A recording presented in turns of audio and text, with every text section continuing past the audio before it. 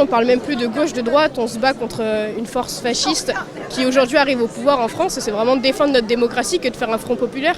Ça transcende carrément les clivages droite-gauche et on est au-delà de ça.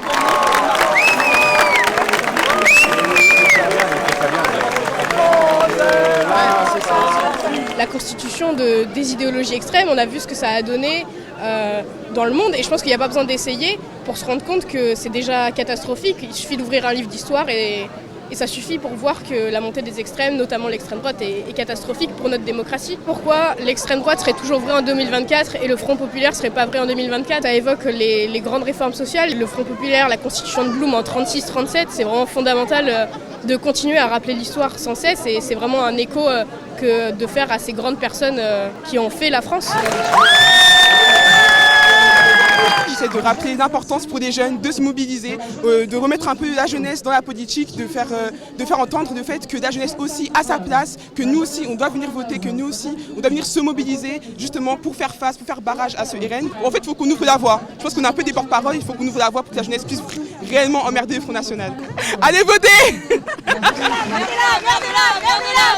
Envie d'y croire, en fait, j'ai vraiment envie d'y croire parce que ça me ferait chier d'avoir vraiment le RN au pouvoir avant les prochaines élections. Enfin, je sais pas ce que Macron a en plan, mais s'il y a autant de jeunes qui ont voté pour Bardella, je pense que c'est en partie grâce à sa manœuvre de communication sur les réseaux et la banalisation du mal, en fait. Et en même temps, c'est un peu effrayant parce que dans le sens où les élections elles sont pendant les vacances, pendant qu'il n'y a personne, tout le monde est en vacances, les étudiants ils sont partis, ils ont fini les cours depuis. Mais bon, j'ai 15 ans donc...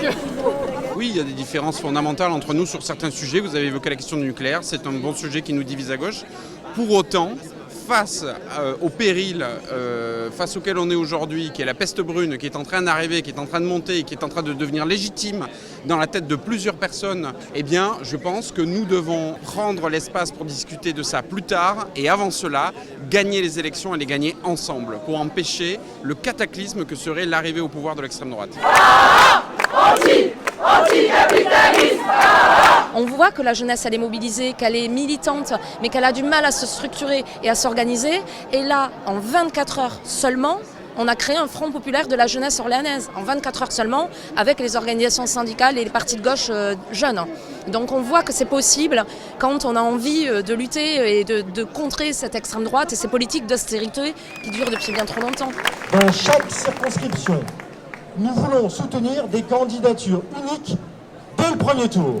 On est parti ensemble au départemental, on est parti ensemble au régional, au conseil municipal, on fait front commun et donc on a cette culture commune, ces valeurs communes et ces combats communs. On a fait meeting commun sur l'immigration, on a fait meeting commun sur les retraites et donc aujourd'hui c'est naturellement qu'on se retrouve pour faire barrage à l'extrême droite. Le Front populaire, c'est quelque chose qu'on vit actuellement. On va faire en sorte d'écrire correctement l'histoire. C'est ça, on est sur un moment historique, il faut qu'on soit au niveau de ce moment historique et on compte bien le faire.